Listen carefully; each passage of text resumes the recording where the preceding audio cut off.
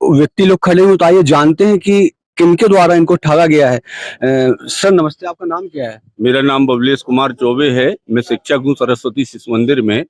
मेरी पत्नी से 7 लाख की ठगी हुई है, जो कि चंद्र पुष्पा पांडे और चंद्रा पांडे द्वारा की गई है। और मैं आज एडिशनल एसपी साहब से मिला और उन्हें अवगत कराया। उन्होंने सीएसपी जांच का आश्वासन दिया है। मैं ये चाहता हूँ, वो पैसा मेरी बेटी के विवाह का था। आज मैं बेटी की शादी नहीं कर पा रहा हूँ।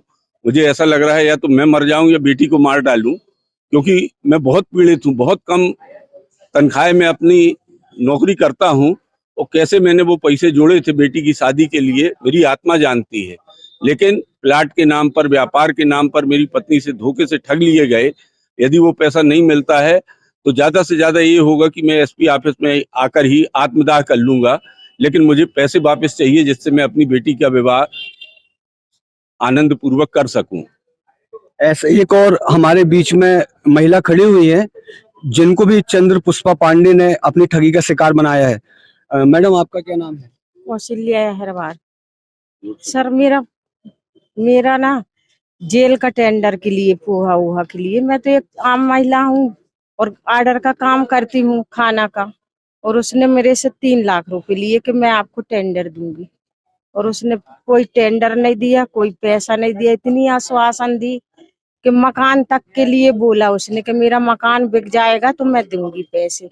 तो उसकी मेरे पास फोटो कॉपी भी है मकान की, पर वो मकान भी आज तक पैसा नहीं दिया, बार बार लौटा रहा। और ऐसी बोलती है कि मैं तो अधिकारियों के साथ में, मैंने बोला 1-2 बार कि मैं रिपोर्ट लिखा दूंगी, तो बोलती मैं तो चाय कॉफी करती हूँ उनके साथ, ऐसा बोला। अभी आपके एसपी सर से मुलाकात हुई है, उन्होंने क्या आश्वासन दिया आपको? हमने बोला उनके ऊपर कार्रवाई करेंगे, मैं करूंगा उनकी। इतनी सारी एक ही महिला ने 10 जन को पीड़ित किया है। ऐसी ही ठगी का शिकार उसी महिला के द्वारा एक शख्स और हुए हैं। आइए उनसे भी जानते हैं कि उनके साथ क्या क्या घटना घटी है। सर आपका नाम क्या है? अनिल नामदेव। मैं गला फाटक निवासी हूँ। मुझसे सर मैं कहा गया कि तुम विकलांग हो, काम कर नहीं सकते, मेरी राशन की दुकान बिक रही है, तुम वो खरीद लो। मैंने ठीक है। मैंने इस चक्कर में 2.5 लाख में सौदा किया, 50,000 नगद, 51,000 रुपये बयाना किया। उसके बाद पता चला वो दुकान किसी और को बेच दी गई है, मुझे नहीं मिली। तो मैं चाहता हूँ एसपी साहब से मैंने आवेदन दिया है कि मेरे पैसे मुझे वापस दिलाए जाए। मेरी आर्थिक स्थिति वैसे ही बहुत गड़बड़ है, मैं कमाई धमाई कर नहीं पाता हूँ, विकलांग हूँ, काम ज्यादा कुछ का हो नहीं पाता है। तो मैं अपने पैसे की वापस मांग करता हूँ, मुझे मेरे पैसे मिल जाए। मुझे 1.5 साल से लटकाया जा रहा है कि कल देंगे परसों देंगे, मना नहीं किया अभी तक उन्होंने, लेकिन देने का नाम नहीं ले रही। ये मैडम जो चंद्रा मैडम है, जब इन्होंने ठगी का शिकार बनाया तो क्या कोई और भी इनके माध्यम बीच में बना था कि डायरेक्ट आपसे आके इनकी बात हुई, डीलिंग हुई, क्या हुआ? नहीं, इन्होंने हमारे पास खबर भिजवाई थी, अपने राशन के नौकर रहा हेल्पर इनका, सुन्नू सेन नाम रहा उसका, उसके यहाँ से खबर भिजवाई थी कि राशन की दुकान बिक रही है, जाके पूछ लो अनिल से। क्या लगता है आपको अब इसमें कोई एक्शन होगा एसपी को शिकायत करने के बाद? उन्होंने आश्वासन तो दिया है कि जांच की जाएगी, आपके पैसे आपको वापस दिलाए जाएंगे। तो आप अभी एसपी ऑफिस में जिनके ऊपर ठगी के आरोप लगे हैं और कई ऐसे फरियादी आए थे एसपी ऑफिस आज जिन्होंने ठगी के आरोप लगाए, तो वो मैडम है जो चंद्रा पांडे जी हमारे साथ इस समय।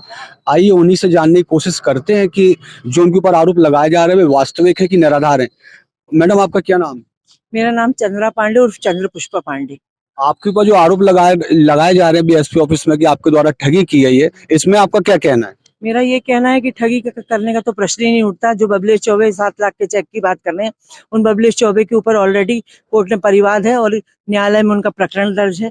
उन्हें ये रखी हूँ मैं कॉपी। न्यायालय में प्रकरण दर्ज होने के कारण माननीय न्यायालय की मैं अवहेलना नहीं कर सकती। मुझे पुलिस प्रशासन पे, अपने न्याय व्यवस्था पे बहुत विश्वास है। मैंने ऐसा कोई काम नहीं किया, इसलिए मुझे कोई कतई चिंता नहीं है।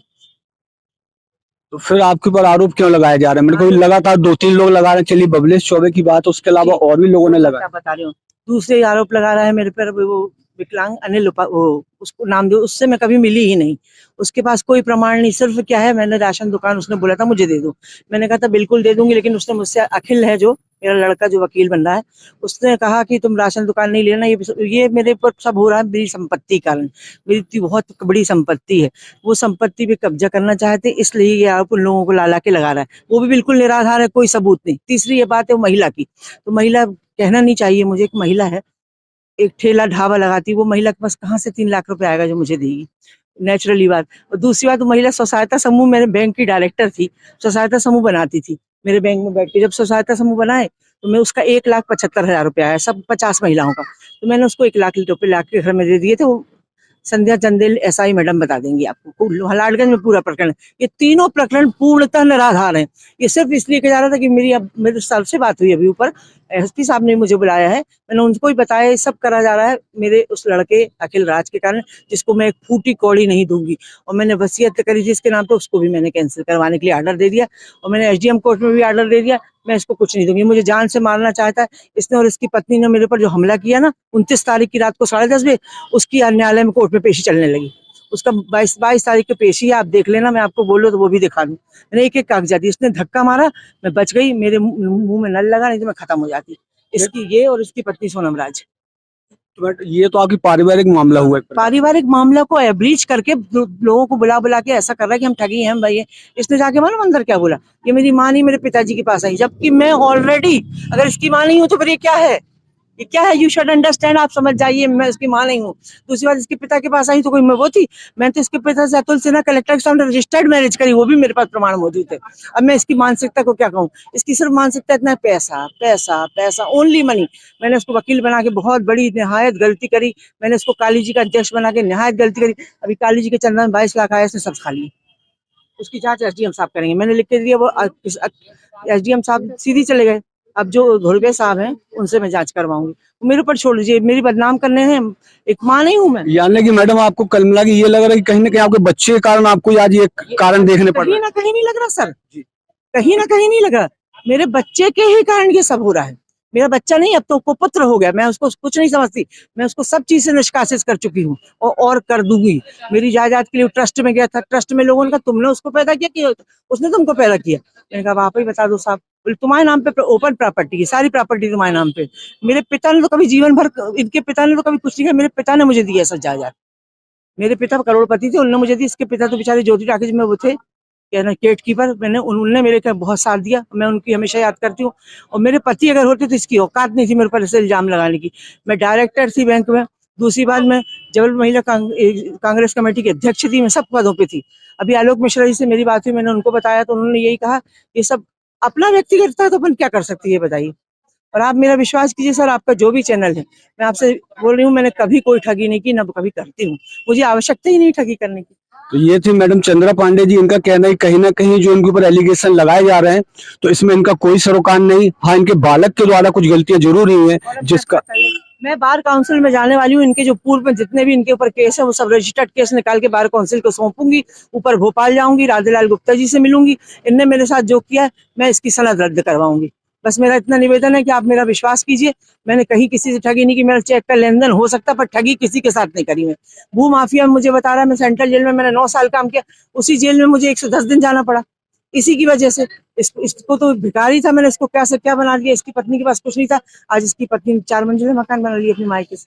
अब आप समझिए पारिवारिक मैटर था तो इसने ही इनरीच करके यहाँ बताया, पर मैंने समस्त अधिकारियों को आज सब वो करा दिया। ये अच्छा ये भी कहता है सर, ये मैं इस सिड्डी ढकेल दूंगा, तुम्हारी जान ले लूंगा, अपनी पत्नी के साथ मिलकर तुम्हारा कत्ल कर लूंगा। मैं आप सबसे ये निवेदन कर रही हूँ, जनता के, आप लोगों के माध्यम से जनता से, अगर कभी मुझे कुछ होता है कहीं नहीं जाइएगा, इसी को बंद करिए बस। जबलपुर एसपी कार्यालय पहुंचकर लोगों ने लगाई एक महिला पर ठगी व धोखाधड़ी के आरोप। अलग अलग मामलों में जबलपुर एसपी कार्यालय पहुंचे पीड़ितों ने बताया कि चंद्रप्रभा पांडे के द्वारा उन्हें ठगी का शिकार बनाया गया। कृपया हमारे चैनल जबलपुर दर्पण जेडी न्यूज को सब्सक्राइब करें व आई बेल को दबाना न भूलें ताकि हम आपके लिए लगातार शहर से जुड़ी खबरें आप तक पहुंचाते रहें। धन्यवाद।